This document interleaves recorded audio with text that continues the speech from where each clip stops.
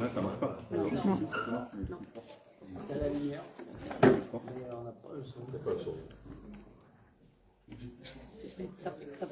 Tape encore. Ouais, ça devrait. C'est bon, c'est bon. Ça va le faire. Mesdames, Messieurs, chers collègues, avant d'ouvrir cette séance de conseil municipal, je souhaite que nous rendions hommage à l'un des nôtres qui nous a quittés brutalement, Gilbert Cellier. Ses obsèques se sont tenues cet après-midi et voir autant de monde réuni autour de sa famille en dit long sur l'affection sincère que beaucoup avaient pour lui. Chère Véronique, chère Kéline, cher Guillaume, merci d'être parmi nous ce soir. Et c'est avec beaucoup d'émotion que je prononce ces quelques mots. Gilbert était une figure bien connue de Castries.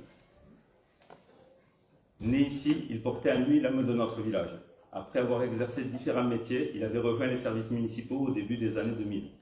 Gilbert avait été parachutiste, il faut le savoir, peu le savent, mais il avait été dans l'armée comme para. Gardien de l'espace gare, agent au service technique, puis ASVP à la police municipale, il a servi notre commune avec fidélité, engagement et dévouement. Amoureux des traditions taurines, engagé dans la vie associative, il vivait Castries avec sincérité et passion.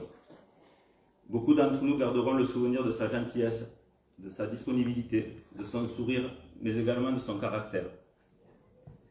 Si vous me le permettez, je vais vous raconter une petite anecdote, car c'est ici, dans cette salle, que j'ai rencontré pour la première fois Gilbert, alors que je n'avais pas encore repris mes fonctions de directeur de cabinet. Il s'occupait alors avec Gérard Fonarelli du protocole, et il était venu à ma rencontre pour m'expliquer avec un vocabulaire qui lui appartenait, mais que je ne peux pas reproduire devant cette assemblée, que si je ne le contrariais pas, tout se passerait bien entre nous. Il avait raison, et c'est une amitié sincère qui est née et qui nous liait. Aujourd'hui, Castries perd un visage familier et une présence chaleureuse. Alors, en mon nom, au nom du conseil municipal, du directeur général des services et de l'ensemble des agents, j'adresse nos plus sincères condoléances à Véronique, à Kevin, à Guillaume, ainsi qu'à tous ses proches. Je vous propose maintenant de nous lever et d'observer une minute de silence en sa mémoire.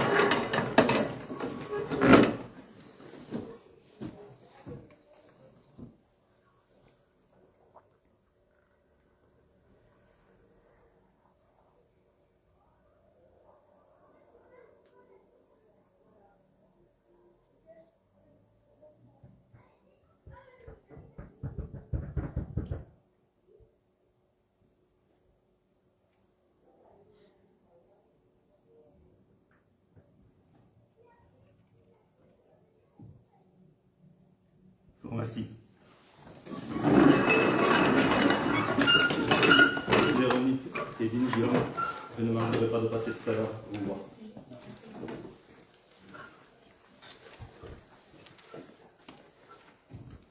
Allez, on va ouvrir la séance. Je propose Vanessa Lemestre comme secrétaire de séance. J'ai le pouvoir de Frédéric Descottes pour Nawelias. Et voilà. Et, ah pardon, excuse-moi. Et... Normalement, Cathy m'a donné son pouvoir. D'accord. Il fera passer, voilà. Bah, elle l'a notifié sur le... Ah, elle l'a notifié sur la plateforme. Sur la D'accord, plateforme. ok, d'accord. Très bien, ok. On le récupère sur la plateforme. Très bien. C'est enregistré. Donc, point numéro 1 à l'ordre du jour, l'affectation de l'excédent de fonctionnement de l'exercice 2025. Alors, il y a 3 délibérations qui concernent directement le budget, l'affectation du résultat, le vote des taux d'imposition, le vote du budget. Nous allons présenter dans le document projeté ces 3 points, puis nous délibérerons spécifiquement sur chacun des points. Je laisserai la parole à Pascal Mandelbaum pour la présentation, puis chaque adjoint détaillera les grandes lignes budgétaires de sa délégation, mais on y reviendra plus tard. Monsieur Mandelbaum. Merci, monsieur le maire. Donc, pour ce point, affectation de l'excédent de fonctionnement de l'exercice 2025. Ce dossier a été examiné par la commission des finances le 14 avril dernier avec le projet de budget 2026. Les résultats 2025 avec un excellent d'investissement de 122 872,81 €, avec un excellent de fonctionnement de 3 694 696,25 €, pour un total de 3 817 569,06 €. L'excédent d'investissement dont je vous ai parlé est automatiquement affecté à la section d'investissement. Et pour l'affectation du résultat de fonctionnement 2025, 3 694 696,25 €, il vous sera proposé d'affecter 521 603 068 € en section d'investissement et 3 173 092,57 € en section de fonctionnement.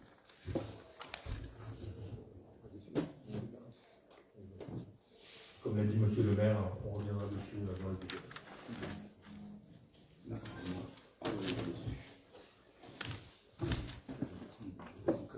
Point numéro 2, budget 2026 de la commune et vote des taux d'imposition. Alors mes chers collègues, ce soir nous examinons le budget primitif 2026 de notre commune. Un moment toujours important, parce qu'il ne s'agit pas simplement de chiffres, mais bel et bien des choix politiques, des priorités et d'une vision pour notre territoire. Ce budget s'inscrit dans un contexte que chacun connaît, des contraintes fortes, des incertitudes qui pèsent sur les collectivités et une exigence croissante de nos concitoyens en matière de services publics. Dans ce cadre, nous avons fait un choix clair, une nouvelle fois, celui de la responsabilité, mais également de l'ambition. Responsabilité d'abord avec une gestion saine et maîtrisée. Nous faisons le choix, et nous le détaillerons après, et nous verrons s'il est adopté, celui de ne pas augmenter les taux d'imposition, de ne pas recourir à l'emprunt, tout en maintenant l'équilibre de nos finances. C'est un engagement fort vis-à-vis de nos habitants. Ambition ensuite, parce que ce budget ne renonce à rien. Il maintient l'ensemble des services publics, soutient fortement la solidarité à travers le CCAS, et poursuit des investissements importants, notamment dans nos écoles, nos équipements communaux, nos espaces publics et notre cadre de vie. Il s'agit là d'une politique claire, protéger, accompagner et préparer l'avenir. Protéger nos habitants, en particulier les plus fragiles, accompagner les familles, les associations et la jeunesse. Préparer l'avenir de notre commune en continuant d'investir utilement et durablement. Au fil de cette présentation, comme je vous le disais tout à l'heure, chaque adjoint viendra détailler les actions conduites dans son domaine. Elles illustrent toutes une même cohérence, celle d'un projet au service des Castriotes. Je vous propose maintenant d'entrer dans le détail de ce budget. Merci Monsieur le maire. Donc le 2 avril, nous avons un débat d'orientation budgétaire.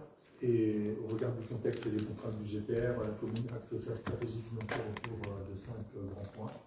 Le maintien de l'ensemble des services proposés, des investissements divers variés entre les bâtiments et la voirie. Comme l'a dit Monsieur le maire, pas d'augmentation des taux d'imposition. Il a dit aussi pas de recours à l'emprunt. Le maintien de l'aide importante au CCAS. Alors, ici, donc, nous avons les dépenses totales de la commune, que vous voyez par grande délégation. Donc, je vous laisse en prendre connaissance, juste pour dire que le budget donc là, c'est le budget communal. Le budget du CCAS, c'est un budget autonome, c'est un budget annexe. Donc là, nous allons voter le budget communal. Mais nous avons voulu quand même montrer que les dépenses réelles du CCAS en fonctionnement et en investissement concernant la solidarité à la petite enfance se montaient à 1 350 500 €, ce qui portait les dépenses réelles à 20%. L'éducation enfance-jeunesse pour 705 500 €, pour un total avec la commune de 31% des dépenses réelles. Et donc on voit que sur ces deux délégations, solidarité petite enfance, éducation enfance-jeunesse, nous arrivons à plus de la moitié du budget de la commune, des dépenses de la commune. Pardon. Les opérations d'ordre, comme il est indiqué ici, je rappelle que c'est des écritures comptables qui sont sans impact sur la trésorerie de la collectivité, les amortissements, les virements entre sections et comme me l'a rappelé il y a peu de temps le DGS, il reste des charges réelles qui n'ont pas été ventilées, la médecine du travail, certaines charges de personnel, Les admissions en valeur, les admissions en valeur, c'est des charges que l'on n'arrive plus à encaisser. On cherche à les encaisser, mais au bout d'un moment, il faut qu'on les paye. Donc, voilà. Ça, c'est le type de dépenses, autres que les opérations d'ordre et les emprunts, qui ne sont pas ventilées dans les grandes délégations. Ensuite... Ah, d'accord, ok, très bien.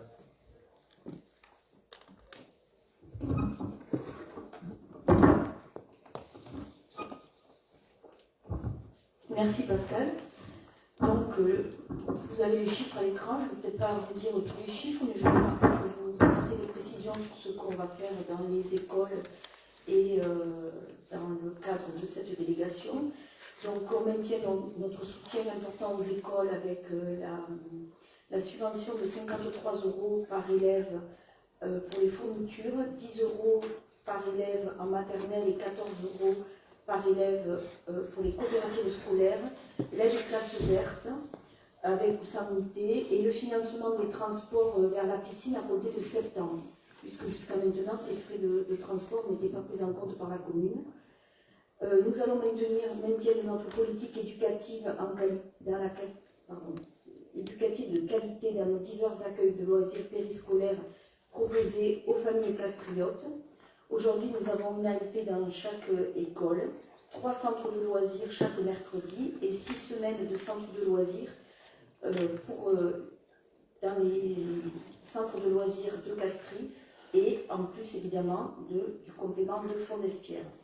Nous allons poursuivre les accueils réguliers au centre ado, la subvention pour l'école Sainte-Marie, les travaux de climatisation et d'isolation phonique de l'école Marcel Pagnol qui vont se dérouler pendant les vacances de Pâques.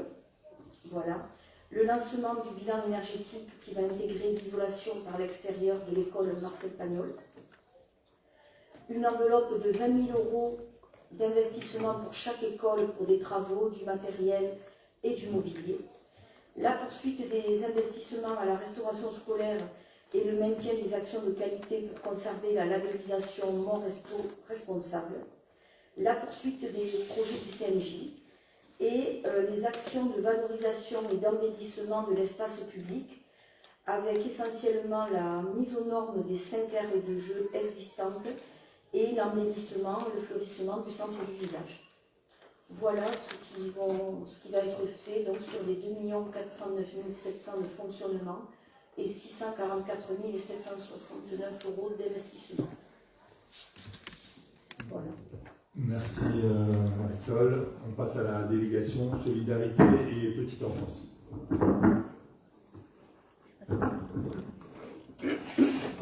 Merci. Donc, au niveau solidarité, à Castries, nous avons une politique sociale qui est déjà très développée. Donc, cette année, pour 2026, il ne va pas y avoir de grande révolution. Nous allons surtout nous attacher à maintenir les actions que nous avons déjà mises en place et à les renforcer. Mais comme il y en a beaucoup, je vais vous en lister juste quelques-unes. Donc, d'importantes actions pour nos seniors. Donc, nous allons continuer à lutter contre l'isolement, leur proposer des sorties, des ateliers d'équilibre, les ateliers mémoire. On va maintenir notre politique de solidarité et d'accompagnement au sein du centre socio-municipal, donc avec l'insertion, France Service, etc., tout ce qu'il y a autour du centre social. Nous continuerons bien évidemment de donner des aides sociales individuelles et accueillir de nombreuses personnes en permanence de nos partenaires. Nous allons continuer également les activités régulières du centre social municipal. Les actions de soutien et d'accompagnement à la parentalité avec le LAEP. Nous continuons la gestion de la crèche où il y a 35 places, avec en 2026 des travaux d'agrandissement qui sont prévus et qui ont déjà commencé. La gestion du relais petite enfance avec l'accompagnement de nombreuses assistantes maternelles et des parents. L'encadrement du lieu parents-enfants et la gestion de l'épicerie solidaire. Donc tout ceci pour un fonctionnement total de 687 500 €. Donc vous voyez qu'il y avait 446 500 pour le centre socio-municipal, avec tout ce que ça comprend, 61 000 € pour l'épicerie, 190 000 € pour la petite enfance, donc le relais petite enfance et la crèche, et un investissement, donc 116 912 € pour la petite enfance et les travaux de la crèche. Merci Chantal, je te laisse continuer sur la culture et le patrimoine.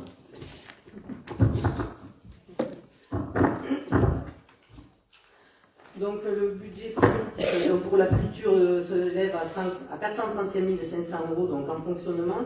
avec donc la gestion de l'école municipale de musique, où il y a un budget de 181 000 euros, avec une programmation culturelle ambitieuse accessible à toutes les générations, donc 129 500 euros pour les diverses manifestations culturelles. La rénovation du cours complémentaire, qui va débuter, enfin qui débutera l'année prochaine. La fin des travaux sur l'aqueduc, donc le patrimoine, 124 000 euros, avec l'entretien également et le fonctionnement du parc du château. Nous allons lancer des études de programmation par le cabinet d'architecte Fior pour les travaux sur le château. Et nous accompagnerons et valoriserons le projet structurant le château de Lumière. Donc tout ça pour un investissement de 657 022 euros, soit 215 000 euros pour les actions culturelles et 441 000 euros pour le patrimoine. Merci beaucoup.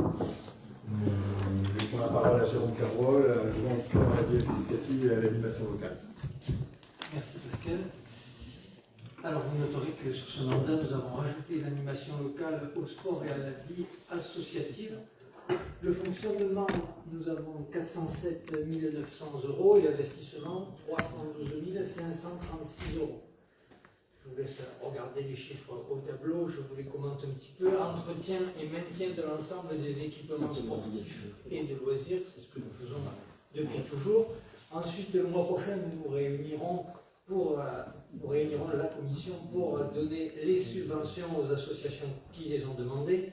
Nous avons l'organisation des marchés festifs, vous les connaissez, je ne vous les cite pas, et des actions autour du jumelage avec Volpiano en Italie. Un fort soutien à l'organisation de la fête votive, qui est un grand moment dans la vie de notre ville.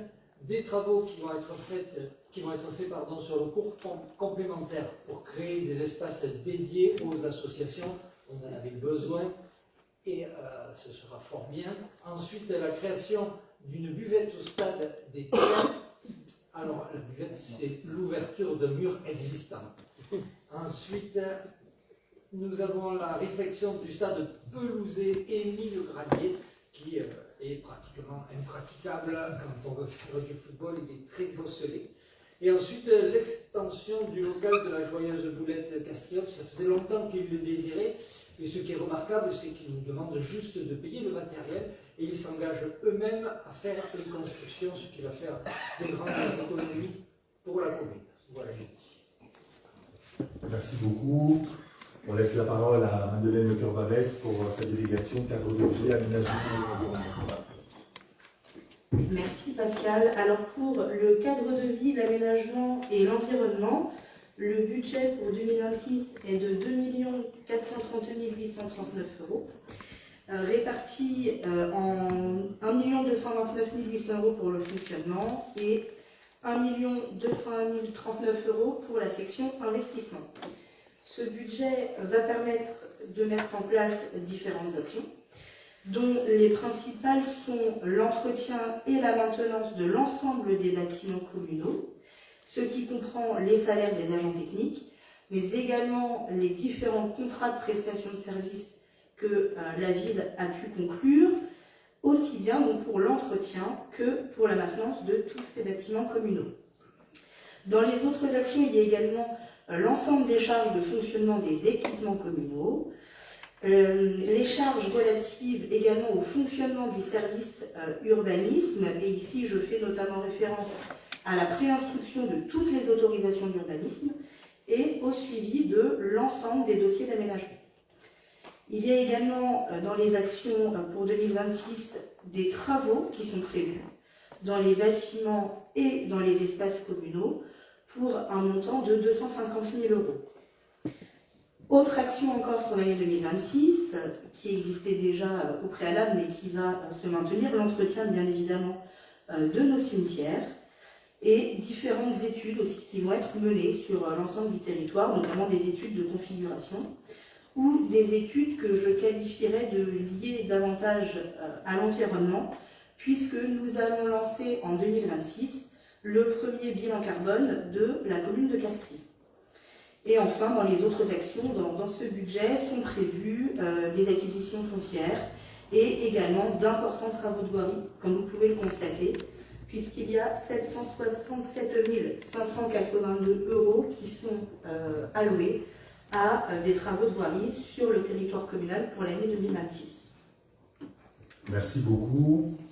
Pour la délégation de Frédéric Descotte, sécurité et prévention, on laisse la parole à Nawal Diaz, à qui il a donné pouvoir. Bonsoir. Donc, du coup, pour le budget sur la sécurité et la prévention de 2026, il est attribué 6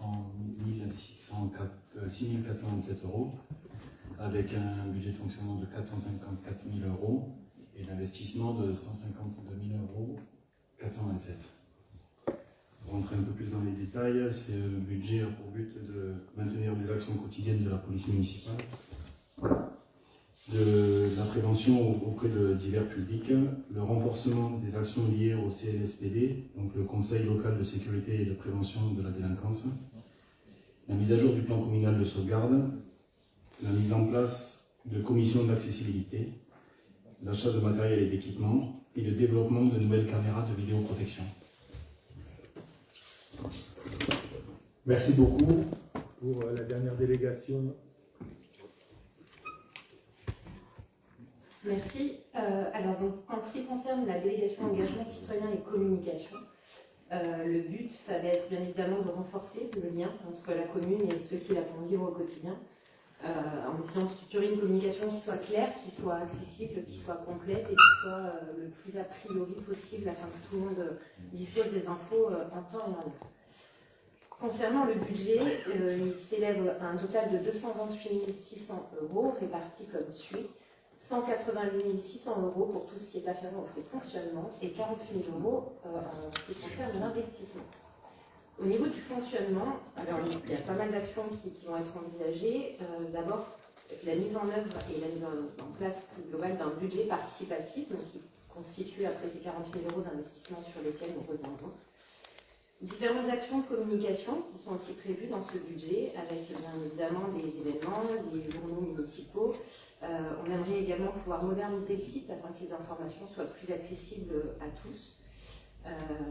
On aimerait aussi pouvoir mettre en place donc, un nouveau découpage des quartiers, ça avait été annoncé, passer de 12 à 24, donc on double, avec derrière des référents de quartier qui ne seront plus constitués à moitié d'élus, mais uniquement des référents citoyens.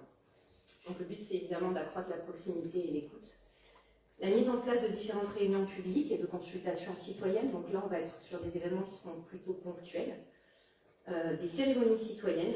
On estime que c'est des moments qui sont importants dans la vie républicaine locale. On aimerait pouvoir mettre en place un conseil de développement communal qui serait constitué à la fois d'habitants, de présidents d'associations et d'acteurs économiques. Pouvoir au maximum inclure chacun, en fait, avoir un avis consultatif et sur les différentes décisions qui seront prises par la commune. Et ensuite, donc, aussi, bien évidemment, englober tout ce qui est volet économique local avec différentes actions, différentes interventions, des moments de rencontre, afin qu'il puisse y avoir un petit peu plus de synergie entre ces différents acteurs.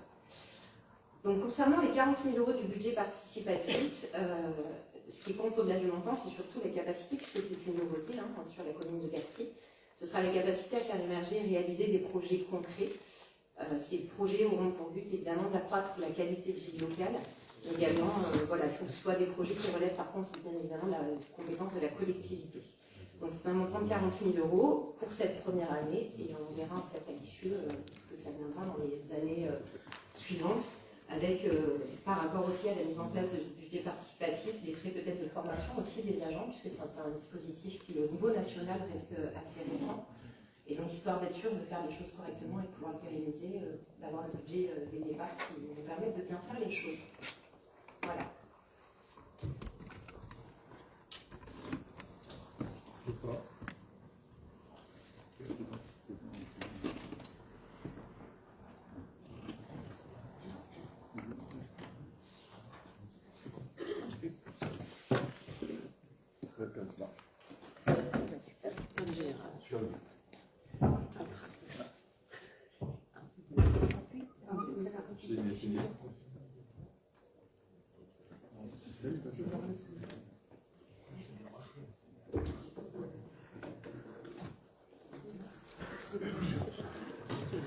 Ça remarque. Ah non, ça remarque.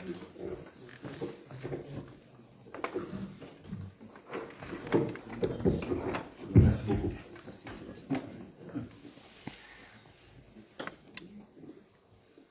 Donc,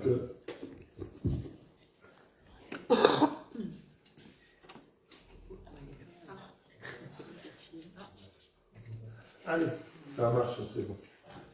Donc, ces délégations et toutes ces actions seront financées par ce que vous avez sous les yeux, par les recettes principales de la commune, et donc par les contributions directes déjà, les dotations des subventions, les produits de gestion courante, les produits des services et du domaine, l'autofinancement pour une bonne partie, le fonds de compensation de la TVA et l'emprunt. Je rappelle que les subventions principales, c'est pour l'école du Château de la Guesse, département, région et État, région, département et métropole. Et donc il y a aussi des subventions pour toutes ces, au moins au niveau des collectivités pour l'accueil du COSI. Là, là c'est le point, c'était le premier point, on y reviendra dessus, monsieur le maire reviendra dessus, hein, je vous ai donné l'affectation du résultat.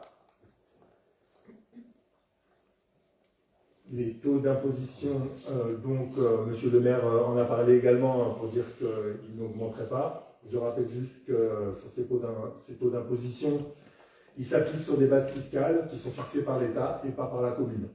Hein, et donc nous, on vote les taux communaux, mais il y a aussi des bases fiscales qui peuvent augmenter. Et donc ça, nous n'avons pas la main dessus. Hein, donc sur le foncier bâti, 46,99%, le foncier non bâti, 78,69%, et sur la taxe d'habitation des résidences secondaires, 15,37%. Nous aurons un vote spécifique sur ces taux d'imposition.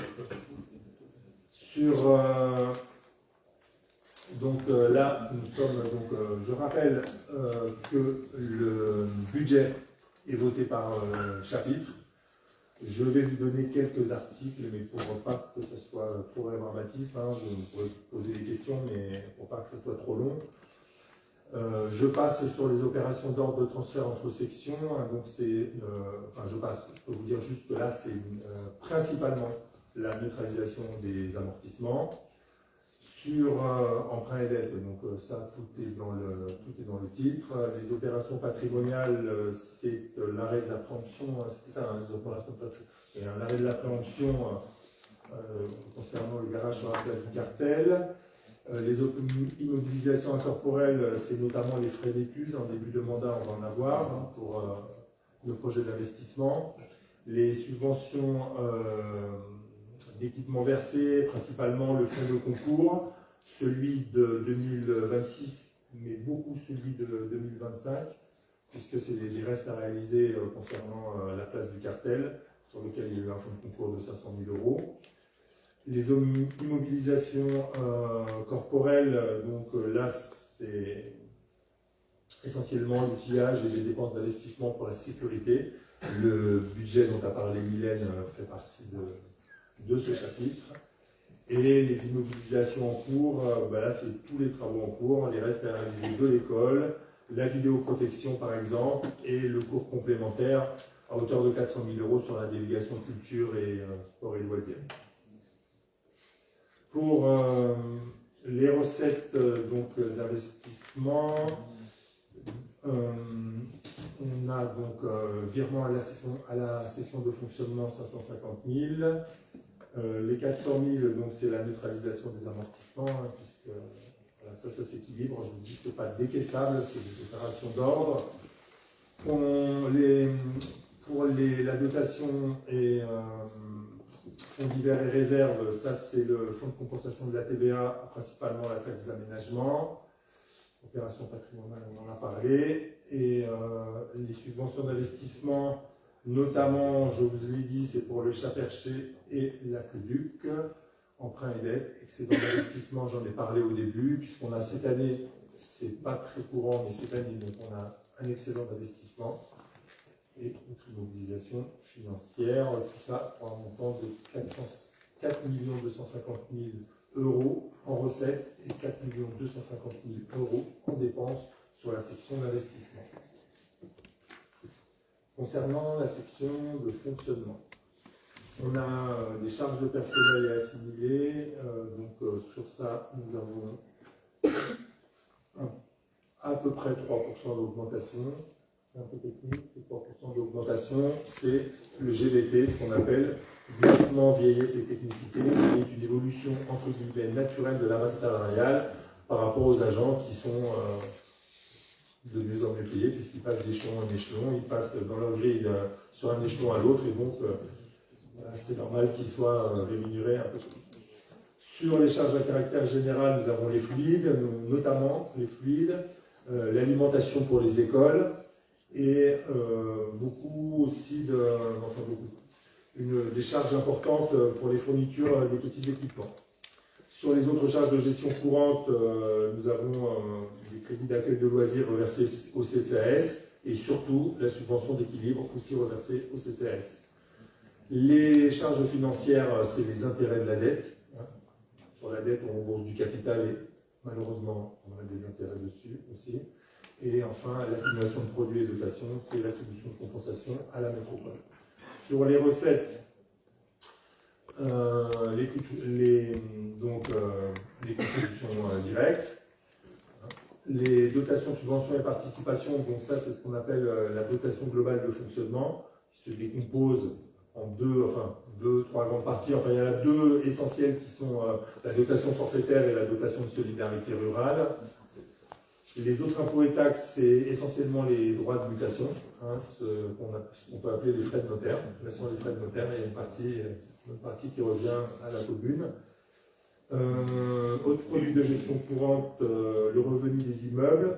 On n'a pas, là, évidemment, on vote un budget annuel, donc on n'a pas la comparaison avec 2025, mais on en a un peu plus par rapport à un logement, à fond d'Espierre qu'on récupère cette année. Les produits du service et des domaines, donc ça c'est un peu les prestations de services de la commune, l'école de musique, mais surtout les cantines des établissements scolaires et du centre aéré. Et on en a parlé, donc le résultat de fonctionnement reporté.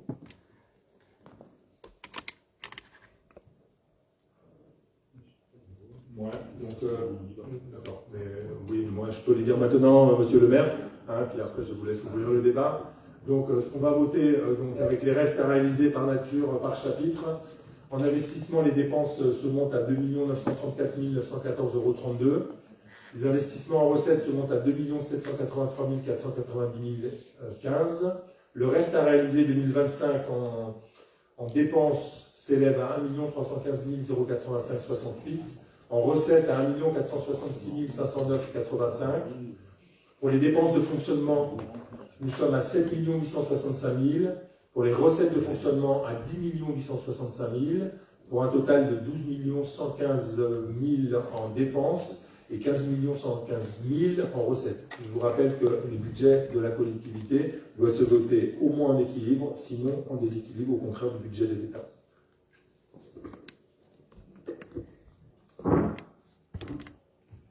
J'ouvre le débat.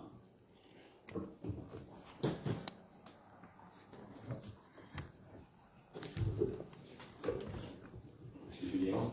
Merci Monsieur le maire. Si cela vous convient, on a une petite série de questions et puis après des explications de vote sur les votes qui vont avoir lieu dans le cadre budgétaire.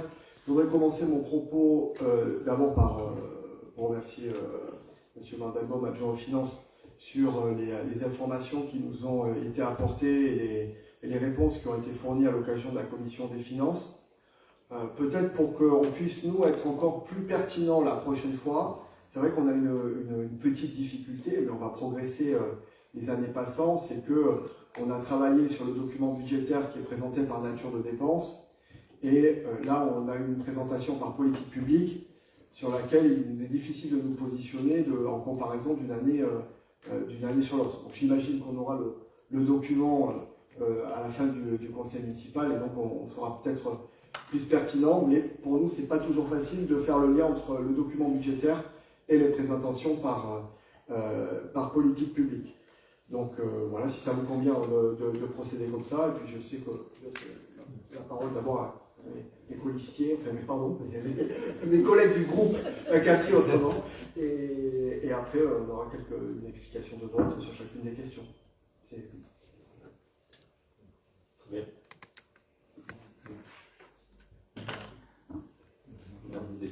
Moi, je vais avoir une première question sur les voiries. Donc, il y a un budget d'investissement conséquent. Alors, vous m'excuserez si c'est une question de néophyte. J'avais besoin d'un éclairage sur ce que ça recouvrait. Est-ce que c'est juste de la réfection ou est-ce que ça comprend aussi des aménagements type aménagement cyclable ou aménagement par rapport au trottoir? Et dans ce cas-là, est-ce qu'il est prévu d'associer, vous allez connaître mon attachement à la participation citoyenne, hein, je l'ai déjà déclaré, est-ce qu'il est prévu d'associer des associations ou de l'expertise d'usage sur les pistes cyclables de cas échéant? Alors, effectivement, on l'a dit, sur les questions de voirie, ça comprend l'ensemble de la thématique, c'est-à-dire le stationnement, c'est-à-dire bien évidemment la bande roulante, et également les mobilités douces, que ce soit pour les piétons, que ce soit pour les vélos. Concernant la participation, on s'est engagé au cours des dernières semaines et avant d'être élu, donc durant la campagne, à faire en sorte qu'à chaque fois qu'il y aurait un projet quelque part, nous irions le présenter en amont à la population, parce que ce sont eux qui vivent le projet, essentiellement les riverains aux abords immédiats de chaque projet que nous mettrons en œuvre. Et nous travaillons également de concert avec à la fois les services métropolitains, puisque ce sont ceux qui ont la compétence, nos services municipaux. David Moreno, qui est l'adjoint en charge des travaux, sera également très présent sur le site, et on n'exclut pas, le cas échéant, de faire appel évidemment à des gens qui puissent nous accompagner, que ce soit des bureaux d'études ou pourquoi pas par l'intermédiaire d'associations. S'il y a de la plus-value à aller chercher, on ira la chercher, soyez rassurés.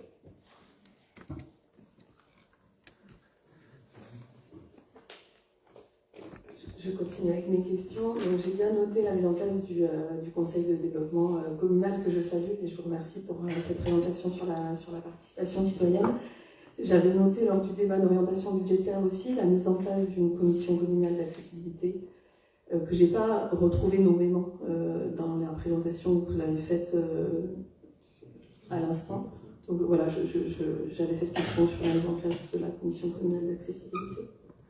Juste sur la partie, on va remettre, voilà, sur la partie sécurité et prévention, là, en fait, dedans, Noël en a parlé, la mise en place de la commission accessibilité.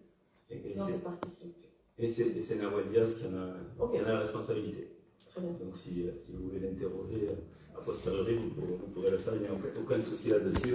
On est ouvert au dialogue, bien évidemment. J'ai une toute dernière question qui est simple et après j'arrête. Sur la vidéo... Tant que c'est simple, nous sommes nous. Oui, allez. Sur la vidéoprotection, j'aurais besoin d'un éclairage sur le nombre de caméras que le budget d'investissement recouvre. Alors, actuellement, il y a 31 caméras de vidéoprotection. 31, il y en a, je pense. Je suis même quasi sur... il y a on a fait un petit point avec le chef de poste de police municipale avant-hier.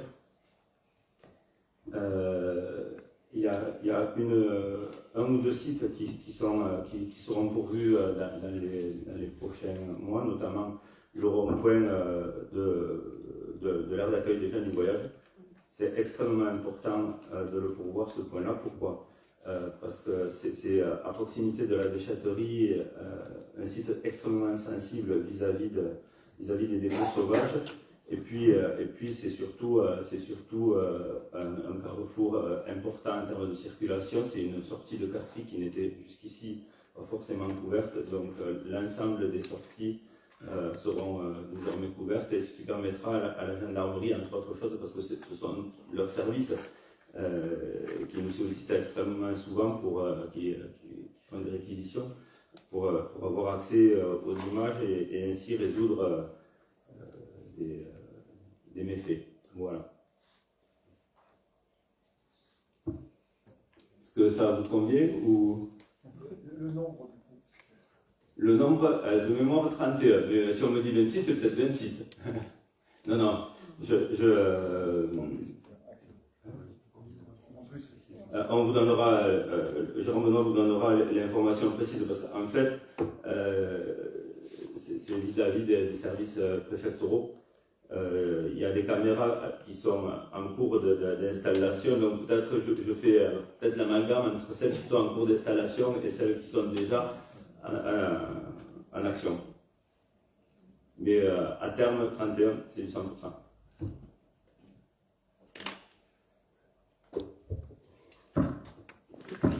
Donc, juste pour confirmer ce que disait Nicolas, c'est que le travail qu'on a fait en commission mardi était un travail comptable, on va dire, et là on a une présentation qui est plus d'ordre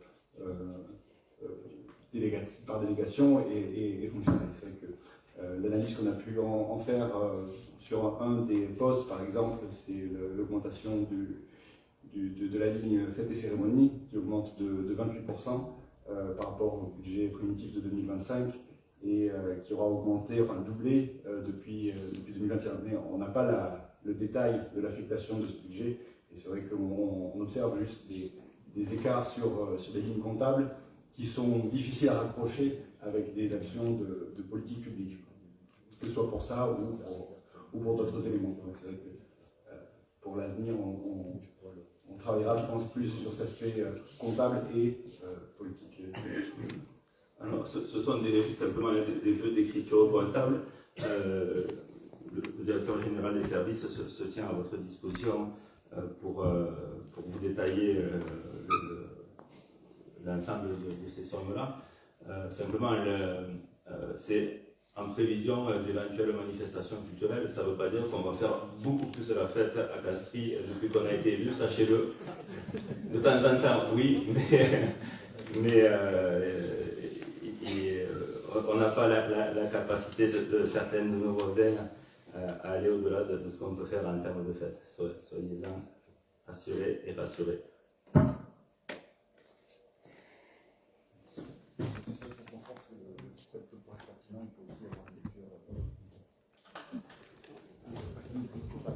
Après, soit on fait par vote différent, ou je fais vous pouvez y aller. Du coup, concernant l'affectation du résultat, telle qu'elle est proposée, le groupe Castries Autrement, il votera favorablement, dans la mesure où ça nous semble prudent de garder une grosse partie du résultat sur la section de fonctionnement au vu des incertitudes qui peuvent venir sur la suite du mandat dans le cadre des recettes, que ce soit sur la fiscalité, puisque on constate qu'au premier trimestre 2026, les DMTO rebaissent, donc ce n'est pas une bonne nouvelle pour les collectivités. Et de manière générale, il faut être pessimiste quant aux dotations de l'État. On aurait pu même envisager d'aller plus loin, et nous on vous aurait suivi sur ça, de presque rien affecter à la section d'investissement et de mobiliser un peu plus l'emprunt, parce qu'il y a une très faible mobilisation de l'emprunt sur cette première année de mandat, et ça risque de conduire sur les prochaines années à faire des à-coups. Donc soit les taux vont baisser et vous avez raison, soit les taux vont monter et vous aurez eu tort de cette prudence. Donc voilà, mais on votera favorablement parce que de manière générale, on se retrouve dans le principe de prudence sur l'affectation du résultat. Concernant le vote du budget en lui-même, donc nous ne voterons pas favorablement et nous ne voterons pas contre non plus. Nous allons procéder par une abstention parce que nous considérons que vous nous avez présenté un budget que nous on qualifierait d'attente. On constate qu'en matière d'investissement, c'est plutôt une année qui va être consacrée aux études, comme quoi vous aussi, d'une certaine manière, vous avez besoin d'un certain nombre d'études préliminaires pour finaliser et chiffrer les montants des investissements qui seront portés au cours du mandat. On a quelques réserves sur un certain nombre d'augmentations des dépenses. Sur les recettes, je pense que voilà, c'est normal d'être prudent et si la collectivité peut avoir derrière un résultat positif, tant mieux et c'est préserver l'avenir. Par contre, pour les dépenses, c'est bien de tendre à la sincérité, donc je vais faire une analyse qui se base sur les chiffres qui sont donnés on pourrait dire qu'au compte administratif, ils seront peut-être différents, mais néanmoins, on constate de fortes hausses sur les dépenses de personnel et sur les dépenses de gestion courante. Sur les dépenses de personnel, on y retrouve l'augmentation, et c'est une bonne chose, on y souscrit sur le personnel paraéducatif, enfin les ATSEM, et comme toutes les collectivités, vous devez faire face aux grosses difficultés de la CNRACL, donc il y a des augmentations de cotisations. Néanmoins, et c'est peut-être une question pour vous, monsieur le maire, on s'attendait à une économie sur le poste de directeur de cabinet qu'on retrouverait dans le tableau des effectifs. Or, les dépenses de personnel continuent d'augmenter avec possiblement un poste chargé à temps plein en moins. Donc, c'est un des éléments d'interrogation, peut-être que vous répondrez. Sur les charges de gestion courante, aussi on est en réserve, parce qu'il y a une très forte augmentation qui sont proposées, je crois de 7% de mémoire. On s'attendait à des économies fortes du fait de l'externalisation de la gestion du château. On a entendu qu'il y avait encore des dépenses de fonctionnement, voire d'investissement, qui seraient faites aussi dans la gestion du château. Vous savez que nous, on est extrêmement circonspect sur, d'une part, les capacités de la société qui ont été désignées à assurer une bonne gestion et le fait que le château, malgré tous les investissements publics qui ont été faits, serve avant tout aux castriotes. Moi, j'ai chiffré, je crois que pour ma petite famille à 4, c'est 200 € si on veut participer à la première soirée, c'est pas rien quand même. Donc, on espère que le spectacle va être au rendez-vous. Donc voilà, on sera vigilant sur le fait que de l'avoir externalisé produise réellement des économies, puisque c'était un des éléments de motivation, et qu'on ne retrouve pas cachés derrière ces augmentations de gestion courante des frais qui viendraient annexes de l'exploitation du château. Troisième point de réserve qui a été un peu avancé par ma collègue sur la voirie. Nous, on souscrit au fait que c'est bien d'augmenter les investissements sur la voirie de 250 000 €. Hein. On est tous d'accord sur le fait qu'il faut mettre certainement plus d'argent, mais il nous semble que l'enjeu, il est aussi d'être sûr qu'on en a pour notre argent. On reviendra peut-être plus tard dans le conseil municipal, mais on espère que votre appartenance à l'exécutif de la métropole permettra, in fine, d'avoir un rendu précis de qu'est-ce qu'on a fait des 850 000 € de Castries en termes de voirie, qu'est-ce qui ont été faits par la métropole.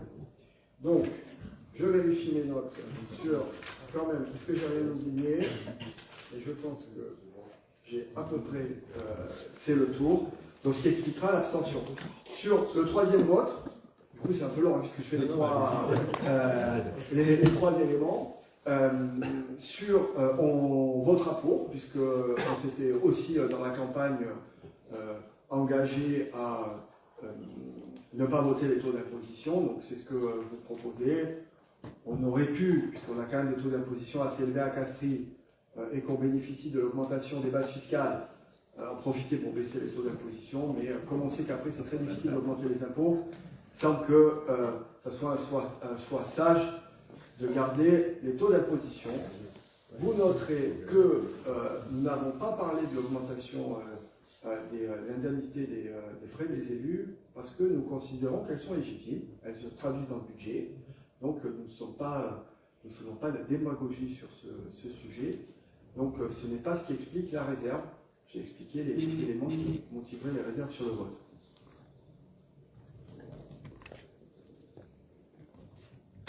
Merci, M. Julien.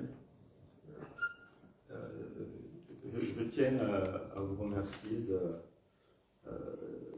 d'avoir contribué à l'élaboration de ce budget à travers votre participation à la commission des finances, à vous, à M. Charbot également. On est dans une démarche constructive, on le voit à travers les deux votes positifs que vous venez de nous annoncer. On comprend tout à fait que vous vous abstenez sur le budget.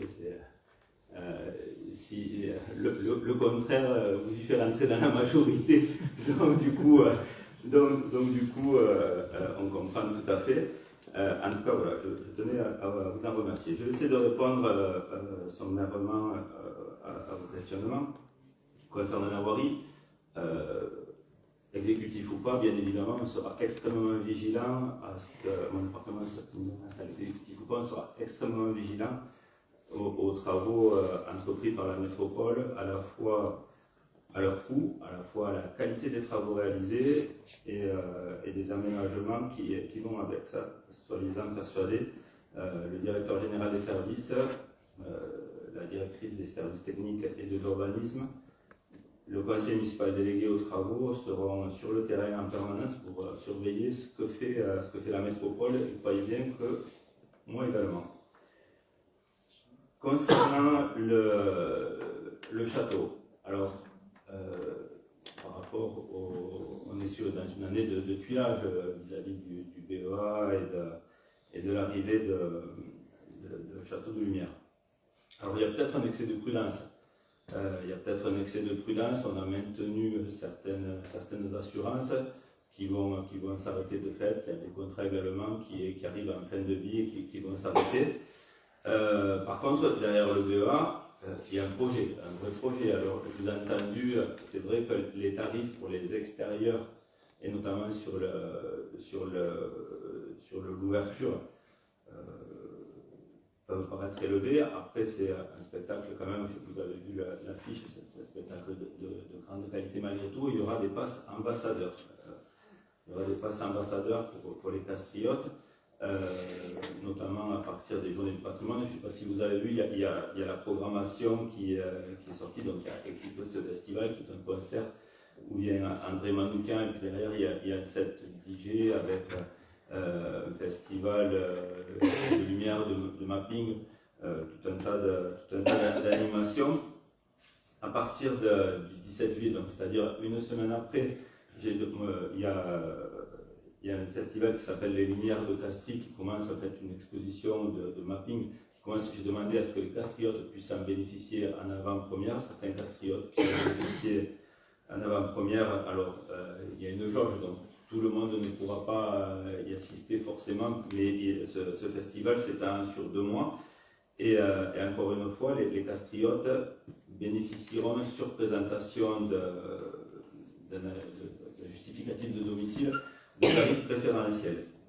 Et à partir des journées du patrimoine, à partir du 19 septembre, le château sera rendu à la visite, les intérieurs, à travers une exposition en réalité augmentée avec différentes expos immersives. Voilà. Donc, c'est simplement voilà, une année de tuilage, certains contrats qui arrivent en fin de vie. Des assurances peut-être qui ont des prises par excès de sécurité en doublon juste sur une période donnée qui va s'arrêter très rapidement. Donc voilà. Concernant le château, est-ce que ça répond à vos questions? Parfait. Concernant le collaborateur de cabinet, effectivement, il ne vous aura pas échappé que je ne suis plus en poste depuis le 31 décembre. Ceci dit, le poste qui avait été ouvert au tableau des effectifs existe toujours. Ce poste existe toujours. On va le pourvoir. Je le dis clairement, on va le pourvoir, mais pas par l'intermédiaire d'un directeur de cabinet. On va le pourvoir par quelqu'un qui sera davantage dans un rôle de chef de cabinet, davantage dans un rôle organisationnel, davantage dans un rôle de balisage et de lien avec les élus, de lien avec la population. Et ce poste sera dévolu à quelqu'un qui est un grand professionnel, notamment du protocole, et qui organisera également l'ensemble des manifestations et cérémonies municipales, parce qu'il y a, vous l'aurez vu, entre autres, lors des derniers conseils, il y a certaines améliorations à apporter en termes de professionnalisme, en termes d'organisation, et cette personne-là sera en charge de ce genre de choses. Alors, il ne m'écrira pas mes discours, je n'ai besoin de personne pour ça.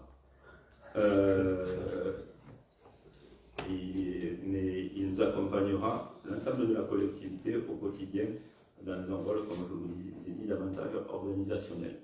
Voilà. Il y a, sur l'année 2026, il y a 45 000 euros, je crois, qui sont prévus au chapitre 012. Vraisemblablement, on ne sera pas sur ce montant-là. Moins de... on fera par rapport au profil, on fait une petite économie. Voilà. Parce que j'ai pas besoin d'avoir un second mois. Déjà, j'ai du mal parfois à me supporter. Donc voilà. Simplement, voilà. Ce sera quelqu'un vraiment dans un rôle complètement différent de celui que j'avais précédemment.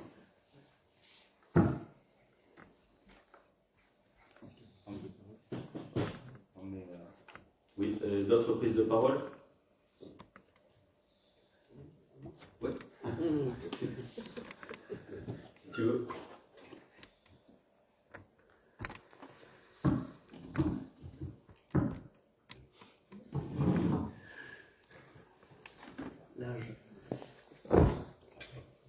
Mesdames, Messieurs, chers collègues, nous arrivons aujourd'hui à l'un des moments clés de notre mandat, le vote du budget 2026.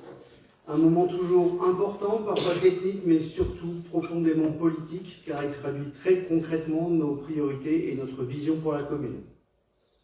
Dans un contexte financier contraint, la majorité municipale a fait un choix clair, celui de la responsabilité sans renoncer à l'ambition. Le budget qui vous est présenté repose sur 5 grands axes simples, lisibles et assumés. D'abord, le maintien de l'ensemble des services proposés aux habitants. Malgré les contraintes, nous refusons la logique du recul. Les Castriotes continueront à bénéficier de services publics de proximité utiles et de qualité. Ensuite, des investissements équilibrés et maîtrisés, répartis entre les bâtiments communaux et la voirie. Nous entretenons, nous rénovons, nous améliorons avec bon sens et cohérence. Troisième engagement fort, aucune augmentation des taux d'imposition. Dans un contexte où le pouvoir d'achat est sous pression, ce choix est volontaire et pleinement assumé. Quatrième point, aucun recours à l'emprunt. La commune continue à investir sans alourdir la dette et sans hypothéquer l'avenir. Enfin, le maintien d'un soutien important au CCAS, véritable pilier de notre politique de solidarité. Pour résumer l'esprit de ce budget, permettez-moi d'emprunter un dicton de mon nord natal. Ramène un quignon, un oignon et on fait réveillon. Qu'est-ce que j'entends par là? Que même avec peu, quand on est organisé, solidaire et inventif, on peut faire beaucoup. Et la boulette castriote en est la parfaite illustration. Oui, le budget est contraint, oui, tout n'est pas possible immédiatement, mais ce budget pose les bases solides de projets structurants à venir, parce qu'investir, ce n'est pas seulement construire, c'est aussi préparer. C'est pourquoi une part du budget est volontairement consacrée aux études. Des études de programmation technique ou des études d'aménagement. Elles ne se voient pas toujours tout de suite, mais elles sont indispensables pour permettre demain la réalisation de projets plus ambitieux, plus cohérents et mieux maîtrisés financièrement. Ces orientations se traduisent concrètement dans nos politiques publiques, notamment dans le domaine de l'éducation, de l'enfance et de la jeunesse, qui demeure une priorité forte. Soutien aux écoles, qualité des accueils périscolaires, centres de loisirs, clubs ados, restauration scolaire, investissement dans les bâtiments, tout est fait pour garantir un haut niveau de service aux familles. Il est également essentiel de rappeler l'engagement fort du CCAS qui participe à cet effort à hauteur de plus de 700 000 €. La solidarité reste au cœur de notre action, tout comme la culture, le sport, la vie associative, le cadre de vie, la sécurité et l'engagement citoyen, et son budget participatif unique et novateur de 40 000 €. Aucun de ces secteurs n'est oublié parce qu'ils participent tous à la qualité de vie et au lien social de notre commune. Pour conclure, ce budget 2026 n'est ni un budget de facilité ni un budget d'affichage. C'est un budget sérieux, sincère et responsable qui assume les contraintes d'aujourd'hui tout en préparant les projets de demain. Pour ces raisons, mes chers collègues, je vous demanderai de voter en faveur de ce budget. Merci, M. Andelier. y a-t-il d'autres remarques, prises de parole?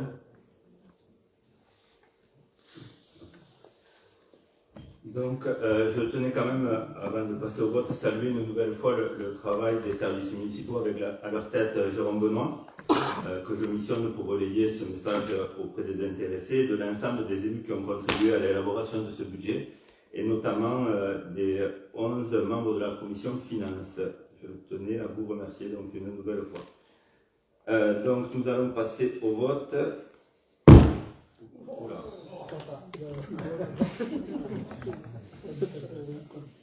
Donc, l'affectation de l'excédent de fonctionnement de l'exercice 2025, donc, hop. Affectation de la section de fonctionnement, 3 694 696,25 €. Il est proposé d'affecter les résultats 2025 de la section de fonctionnement de la manière suivante: en section d'investissement, 521 603,68 €. En section de fonctionnement, 3 173 092,57 €. Qui est contre? Qui s'abstient? Unanimité. Vote des taux d'imposition. Alors, sur le vote des taux d'imposition 2026, sur le foncier bâti, on vous propose un taux à 46,99, sur le foncier non bâti 78,69, et sur la taxe d'habitation RS 15,37. Donc ces taux restent inchangés. Qui est contre? Qui s'abstient? Unanimité. Et enfin, le vote du budget primitif. Alors, dans les dépenses sur la section d'investissement, il est proposé 2 934 914,32 €. Dans les restes à réaliser 2025, 1 315 085,68 €. Fonctionnement, 7 865 000 €, pour un total de 12 115 000 €. Concernant les recettes, en investissement, 2 783 490,15 €. En reste à réaliser 2025, 1 466 509,85 €. Et en fonctionnement, 10 865 000 €, pour un total de 15 115 000 €. Qui est contre? Qui s'abstient? 4 abstentions. Je vous remercie.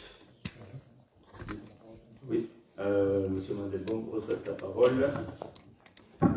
Merci beaucoup, monsieur le maire. Personnellement, je voudrais remercier Florent Gilly du service finance de Castries, Corinne Gourgou, ici présente, de la direction générale des services. Je voudrais remercier l'ensemble des chefs de service qui ont participé à la remontée des besoins et l'ensemble des élus, pareil, qui ont travaillé sur ce budget. Enfin, je voudrais remercier chaleureusement Jérôme Benoît, directeur général des services, voilà, avec qui, je le dis toujours, on travaille en bonne entente pour arriver jusqu'à ce vote. Merci beaucoup à tous ces acteurs.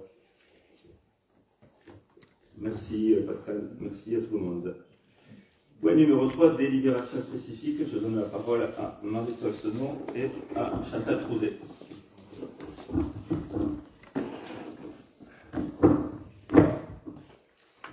Alors, subventions aux écoles publiques de la commune. Donc, ces subventions sont versées par la commune aux coopératives scolaires des écoles du Chat-Perché de la Guesse et Marcel Pagnol, qui les utilisent pour mener à bien des projets spécifiques pour acheter du matériel particulier.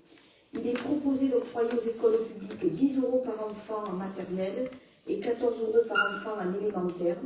C'est la même somme par enfant que l'année dernière.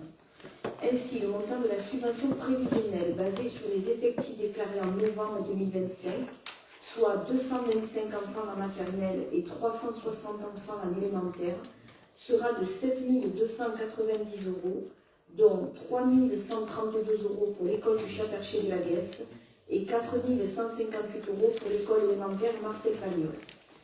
Effectif école Chat-Perché de la Guesse, 288 élèves, dont 63 élèves de CP, et effectif de l'école Marcel Pagnol, 297 élèves. Le versement de ces subventions s'effectue en 2 fois, Un acompte de 50% de la somme due à chaque école sera versé au mois de juin et le solde au mois de novembre en fonction des effectifs constatés après examen de la commission et dans la limite des crédits budgétaires.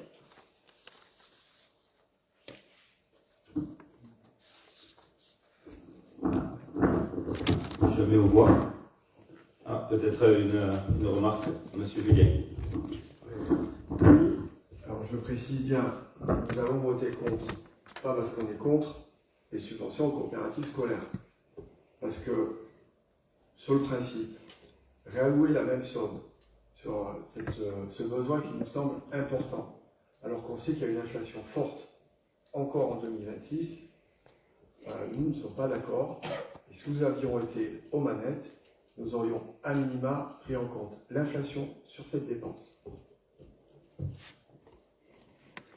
Alors ça, c'est que la subvention aux écoles publiques coopératives scolaires.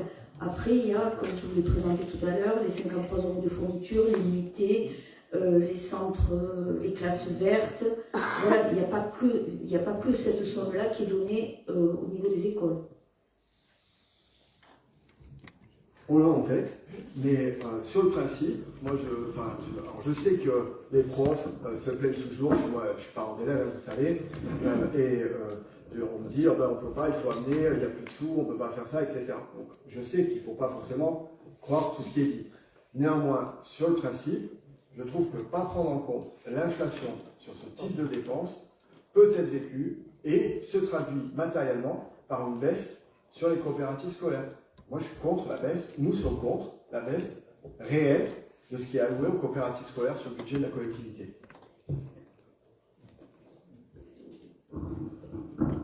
Nous sommes, excusez-moi, nous sommes à l'écoute de vos remarques. Pour nous, les besoins sont pourvus. Après, on est toujours à l'écoute à la fois du corps enseignant, à la fois des directrices. Donc, quand elles ont quand les personnels ont des demandes en particulier, on essaie d'y pourvoir, quel que soit le budget alloué aux coopératives. Je me vois. Qui est contre? 4. Qui s'abstient? Merci. Je passe la parole sur la suite des délibérations spécifiques à Chantal Crouzet, qui a le micro. Merci, monsieur le maire. Donc, comme chaque année, la commune attribue une subvention au CCAS afin d'équilibrer son budget. Cette subvention était de 750 000 € en 2025, et afin de permettre au CCAS de continuer à mener à bien toutes ses missions en 2026, notamment en matière d'action sociale, il vous est proposé d'attribuer une subvention du même montant cette année, soit 750 000 €. Je vous remercie. Je me vois. Qui est contre? Qui s'abstient? Unanimité. Point numéro 4, convention de fourrière automobile, lancement d'une procédure simplifiée de délégation de services publics. Monsieur Mondelbaum. Merci, monsieur le maire. Dans sa séance du 30 juin 2021, le conseil municipal avait désigné l'entreprise Attar Dépannage comme délégataire de services publics pour la fourrière automobile et autorisé le maire à signer avec cette entreprise la convention correspondante. Cette convention arrive à échéance au mois de décembre 2026 et en vue de la signature d'une nouvelle convention de fourrière automobile et compte tenu de son montant, il est possible de recourir à une procédure simplifiée de DSP, délégation de services publics. D'une durée de 5 ans, cette convention aura pour objet de confier à un délégataire la gestion du service d'enlèvement, de mise en fourrière, de gardiennage et de restitution dans les cas suivants. Un véhicule se trouvant en infraction tel que prévu aux articles R417-10 à R417-13 du Code de la route, véhicule constituant une entrave à la circulation prévue aux articles R412-51 et L412-1 du Code de la route. Il vous est donc proposé de lancer une procédure simplifiée de délégation des services publics en vue de la signature d'une convention de fourrière automobile. À l'issue de la procédure, le conseil municipal sera appelé à délibérer sur le choix du délégataire et pour donner au maire l'autorisation de signer la convention correspondante. Je me vois. Qui est contre? Qui s'abstient? Unanimité. Point numéro 5, création de la commission communale des impôts directs. L'article 1650 du Code général des impôts précise en son paragraphe 3 que la durée du mandat des membres de la commission communale des impôts directs est la même que celle du mandat du conseil municipal et que de nouveaux commissaires doivent être nommés dans les 2 mois qui suivent le renouvellement général des conseils municipaux. Il convient donc de procéder à la constitution d'une nouvelle commission communale des impôts directs. Cette commission, qui se réunit 1 fois par an, est chargée d'examiner le classement des maisons dans les différentes catégories. Ce classement est pris en compte dans le calcul des bases d'imposition foncière. Outre le maire ou l'adjoint délégué qui en assure la présidence, cette commission comprend 8 commissaires titulaires et 8 commissaires suppléants dans les communes de plus de 2000 habitants. Ces commissaires et leurs suppléants seront désignés par le directeur des services fiscaux sur une liste de contribuables qui aura été dressée par le conseil municipal. Cette liste comportant 16 noms pour les commissaires titulaires et 16 noms pour les commissaires suppléants. Pour les commissaires titulaires, je vous propose Pascal Mandelbaum, Patrick Couder, Christine Gassio, Marc Viguier, Jean-Michel Senot, Robert Priu, Frédéric Nouguier, Claudine Bassas-Mejri, Gérard Brunel, Marie-Lise Plat, Patricia Serriès, Christine Salle, Laurent Bonafi-de-Roy, Frédéric Andrieux, Françoise Guérin et Fabrice Bourguignon.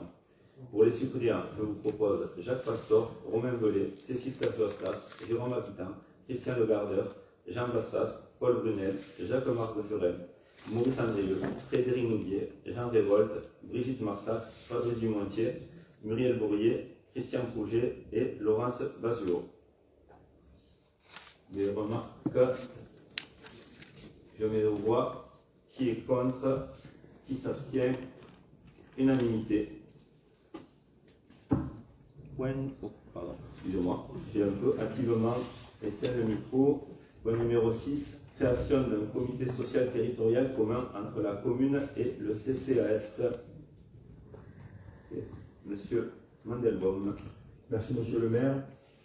L'article 4.2 de la loi numéro 2019-128 du 6 août 2019 a modifié l'article 32 de la loi 84-53 du 26 janvier 84 en créant une instance unique pour le dialogue social nommée comité social territorial. Cette nouvelle instance constitue la fusion du comité technique et du comité d'hygiène de sécurité des conditions de travail, le CHSCT. Le CST est créé dans chaque collectivité ou établissement employant au moins 50 agents.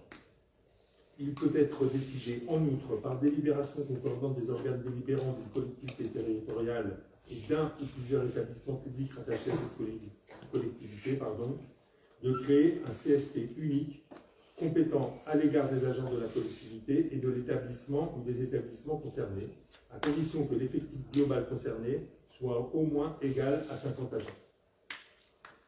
Au 1er janvier 2026, les effectifs cumulés de fonctionnaires titulaires, fonctionnaires stagiaires, agents contractuels de droit public et agents contractuels de droit privé, comptabilisés dans le respect des conditions prévues par les articles 4 et 31 du décret 2021-571 du 10 mai 2021 et de 133 agents. Conformément aux effectifs détaillés suivants, 88 agents pour la commune, 45 agents pour le CCAS.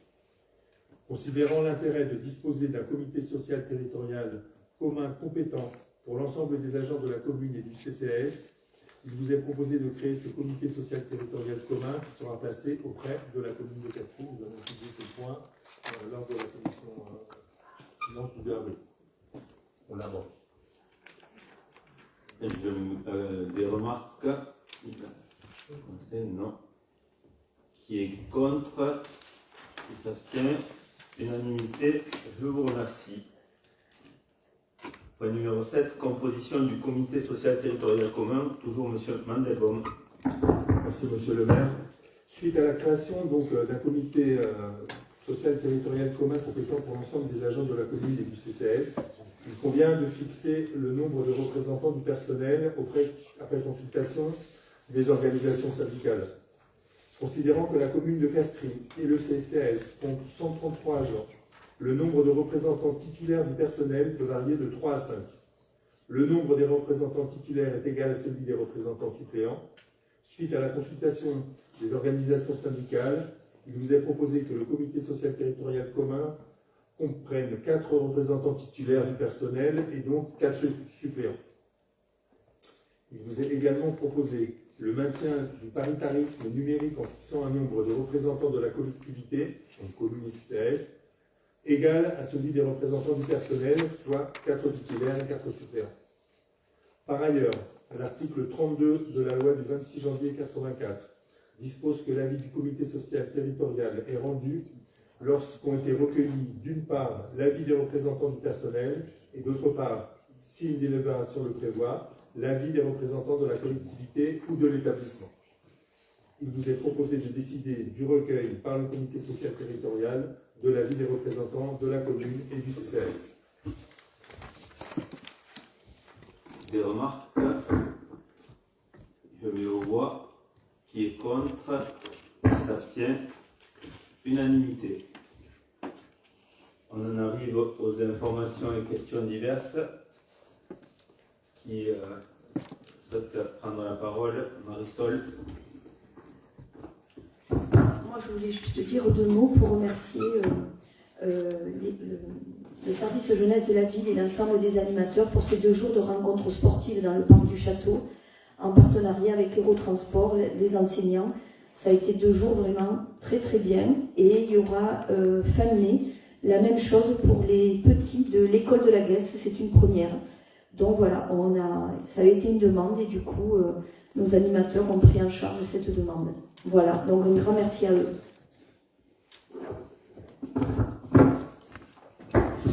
Donc moi, je voudrais juste informer par rapport au conseil d'administration du CCAS qui sera élu le 5 mai, voilà, puisque nous devons faire appel. Il est composé de 12 membres, donc 6 membres élus et 6 membres non élus qui sont issus de la société civile. Donc nous devons attendre que ces membres aient candidaté pour pouvoir procéder à l'élection. Ça, c'était pour la solidarité. Et comme j'ai une deuxième casquette, je vous invite samedi soir, 18 avril, à 16h, devant la médiathèque où il y a un bal trad, donc avec un orchestre qui s'appelle Sigadabal. Vous pourrez venir danser avec Fred qui vous initiera à des diverses danses. Venez nombreux. Merci.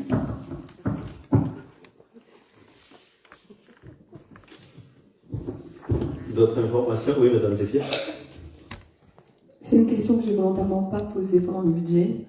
Vous avez été nommé vice-président aux déchets de la métropole de Montpellier. Je voulais savoir si vous aviez prévu de faire de Castries une commune exemplaire en matière de gestion des déchets, notamment, et ce n'a pas été évoqué au budget, d'équiper les rues de corbeilles de tri, qui est une obligation de la loi AGEC depuis le 1er janvier 2025.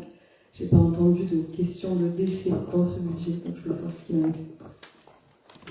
Je vous remercie de votre intervention. Alors, autant que possible, oui, on va essayer à la fois de rendre Castries exemplaire, mais d'aller un petit peu au-delà de Castries. La métropole compte 31 communes.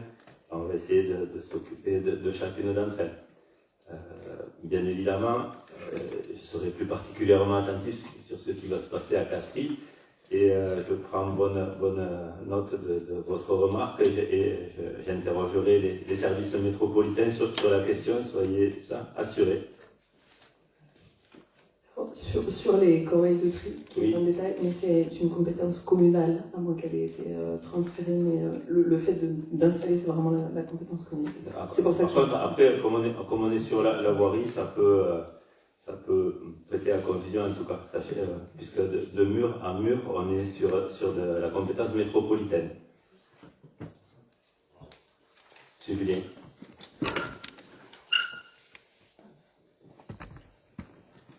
Moi, j'ai une question qui fait suite à notre dernier conseil municipal, puisque vous m'aviez répondu que vous gardiez la primeur de vos demandes au président de la métropole, Michael Delafosse. Donc je reviens avec ma question. Alors, peut-être que vous avez demandé la délégation aux déchets, dont acte, mais d'ailleurs, vous êtes courageux, hein, parce que c'est certainement pas la plus facile. J'espère que ça ne positionne pas, que vous n'aurez pas un souci d'exemplarité pour Castries, pour accueillir certains équipements de la métropole. Nous considérons que vous avez Castries a assez donné en la matière. Donc, moi, si j'avais rencontré Michael Delafosse, je lui aurais dit, je veux le soutien politique de la métropole pour accueillir le lycée D'autant plus que la candidate... J'ai oublié de le dire. Ah, dommage. La candidate de Carole Delga a perdu à Montclos. Par contre, je lui ai parlé de la caserne des sapeurs-pompiers. Et le candidat qui a été élu semblait avoir des difficultés sur le choix du terrain. Donc, si vous n'avez pas demandé le soutien politique de la métropole pour accueillir le lycée, que lui avez-vous demandé pour Castries? Alors, demander, c'est pas, il n'est pas venu en Père Noël distribuer les cadeaux dans aucune des communes. En tout cas, sachez qu'on a défendu effectivement les points qui nous semblaient être essentiels, notamment en termes de voirie, en termes d'équipement, sur l'accompagnement qu'il va pouvoir apporter sur nos projets structurants. Après, concernant la délégation sur les déchets, effectivement, c'est une délégation qui n'est pas forcément simple. C'est une délégation de confiance, je le prends en tant que tel. On va se mettre à travailler avec les services métropolitains, on va continuer ce qui a été fait jusque-là. L'ISDND de Castries ne réouvrira pas, sachez-le. Pour ceux qui pourraient se poser la question, ce n'est absolument pas à l'ordre du jour. Et on va se mettre en ordre de bataille au travail pour essayer à la fois d'assumer cette délégation-là et de porter les projets métropolitains. Mais il ne faut jamais oublier que pour un maire, son fonds de commerce, si je puis m'exprimer ainsi, c'est la commune. Je continuerai à être extrêmement présent et extrêmement attentif sur tout ce qui se passe à Castries.